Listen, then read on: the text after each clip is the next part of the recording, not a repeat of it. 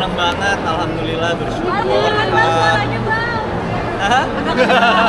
Hujan guys. alhamdulillah senang bersyukur, bangga bisa ikut serta di proses pembuatan film Perayaan Mati Rasa tayang 29 Januari 2025. Senang banget bisa main sama Om Dwi lagi.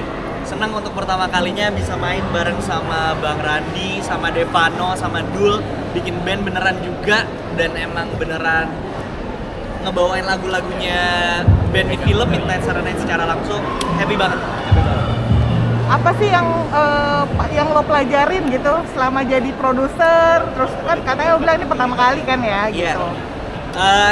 Bahwa ternyata bikin film panjang ya prosesnya ya, dan nggak semudah memberikan telapak tangan gitu, karena selama ini biasanya kan ditawarin itu bentuknya udah jadi skripnya gitu kan, lalu kita harus mendalami karakternya, tapi bagaimana ikut berproses bahkan dari si skrip itu belum ada gitu. Jadi banyak banget belajar.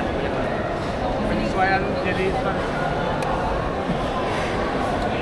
Kalau di calling lah, cowok panggilan tergantung callingan. Terus ngobrolnya sama Umay kayak gimana kan? Saya sih ngobrol sama dia banyak kan bercanda dan ngata-ngatainnya sih satu sama lain, karena emang basicnya temenan sih, dan kita sadar bahwa level pertemanan kita akan selalu lebih tinggi daripada level pekerjaan kita gitu. Jadi ketika ngobrol, berdiskusi, bahkan ketika harus beradu argumen, paham bahwa pekerjaan itu satu hal, tapi pertemanan kita dan hubungan kita itu jauh lebih tinggi dari segala-galanya. Jadi sempet dong ya beda paham berantem Pasti gitu. dong, pasti ada. Ini Biasanya kan film tentang anak juga, tentang anak. Relate juga nggak sih gitu ke kehidupan Mas apalagi Mas juga udah punya anak nih. Rasa takut juga nggak sih tentang kalau anak-anaknya Mas akan kebagian, bisa jauh dari orang tua? saya dulu pernah seperti mereka loh. Jangan lupa sebelum saya jadi bapak, saya juga pernah jadi anak juga gitu kan. Jadi memang ini proses perjalanan hidup ya gitu. Yang pasti kan ada masa-masa umur yang kepengen tuh memberontak gitu. Kepengen saya bisa, gue bisa kok, udah gede gitu kan gitu.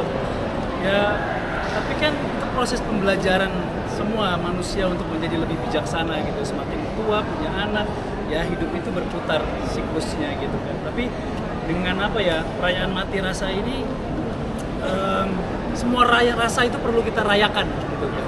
Karena kalau nggak ada penderitaan nggak akan ada kebahagiaan, betul gitu kan. Jadi ya apa ya, terang akan bermakna kalau ada gelap gitu. Jadi ya inilah, mari kita rayakan semua rasa dengan perayaan Mati Rasa. Sebagai orang tua dan bermain juga di film ini, apa pembelajaran baru yang Mas dapat? Wah, ini pertanyaan yang sangat bagus ya. Sebagai orang tua ya, pembelajaran saya adalah percaya kalau setiap kelahiran itu punya misinya masing-masing, udah punya blueprintnya masing-masing. Jadi kalau saya sebagai orang tua kepada anak saya, kamu jalankan apa yang membuat kamu senang. Aku nggak mau, saya punya pengharapan tapi bukan paksaan gitu ya. Saya biarkan anak saya memilih jalannya dan dia belajar dari pilihannya. Yang penting saya ada di sebelahnya. Dan tidak melarang juga nih keinginan anak-anak kan. Saya menuntun tapi pilihannya biar dia yang Menuntun bukan menuntut. bukan menuntut, saya menuntut.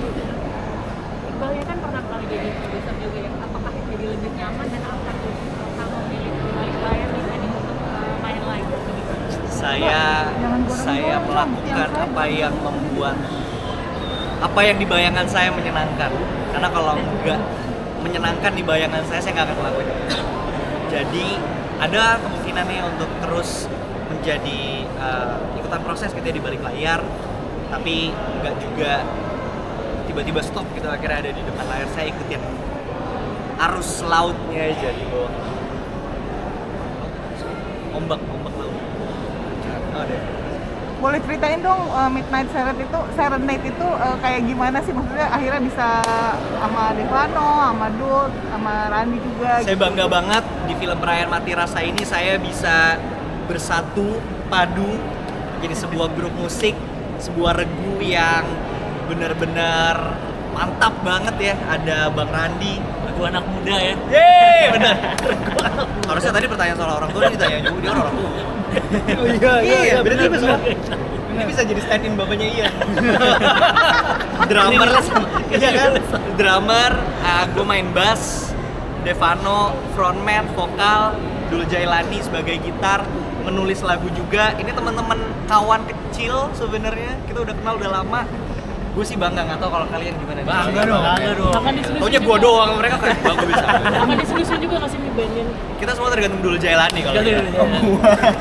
Tadi butuh penari latar gitu nggak sih bandnya gitu?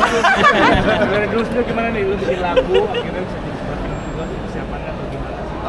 Lagu buatan itu cuma 1 tahun yang ada di Perayaan Madrasah yang akan tayang tanggal 29 Januari. Masuk.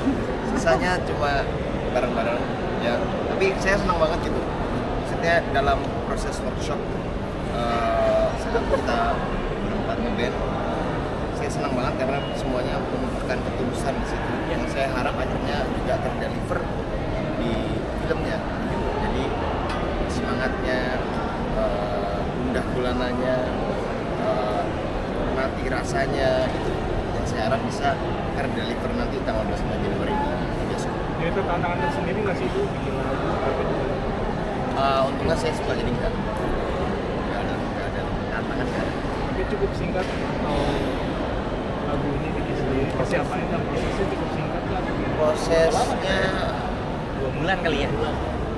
ya sebulan ya. 2 bulanan Dua deh bulan. kayaknya. Juli Agustus gitu. Juli yang mulai kita ya.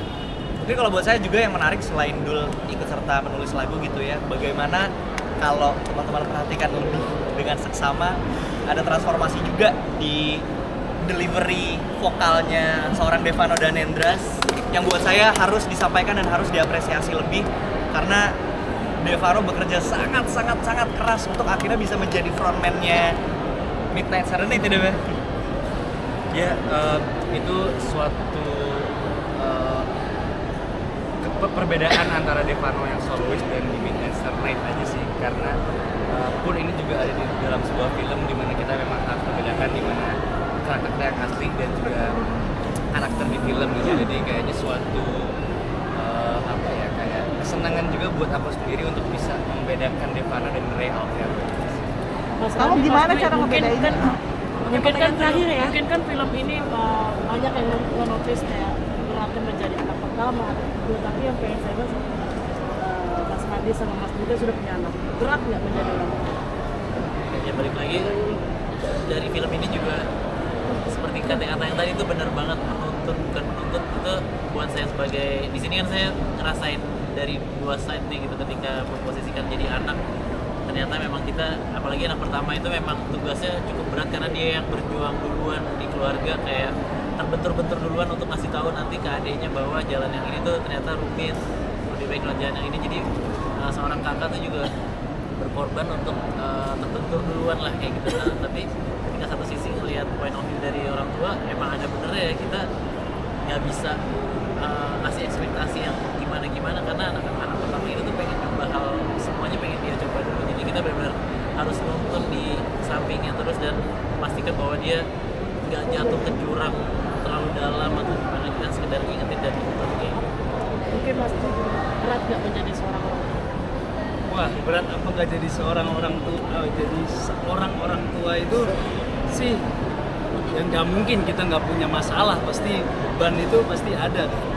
Tapi bukan diukur dari sebagaimana beratnya sebuah masalah, tapi tanggapannya terhadap setiap masalah. Masalahnya sama, tapi tanggapannya pasti belum tentu beda-beda belum tentu sama setiap orang, pasti beda-beda. Jadi tanggapannya, ya kalau kita menanggapinya itu ke positif, pasti itu nggak menjadi sebuah masalah, jadi sebuah pembelajaran. Ini kan bisa dibilang juga sebagai film kuat. Mungkin dari kalian satu persatu ada nggak sih yang pengen, ya ada nggak sih perwakilan yang pengen disampaikan dari anak ke anak, ya mungkin dari anak untuk orang tua atau sebaliknya? Mungkin untuk seluruh keluarga yang sedang menyaksikan ini dimanapun berada, seorang ayah, seorang ibu, seorang kakak, seorang adik, anak tunggal, siapapun kamu, dimanapun kamu berada, bahwa terus jaga komunikasi antara satu sama lain dan sejauh-jauhnya kamu mencoba untuk mengejar mimpi. Jangan lupa kalau akan selalu ada keluarga di rumah yang menanti. Jadi jangan lupa nonton film Perayaan Mati Rasa sebagai pengingat kalau satu-satunya yang kita punya di dunia ini adalah family. Mulai 29 Januari. Terima kasih. Perayaan Mati Rasa. Thank you. Foto dulu sekali.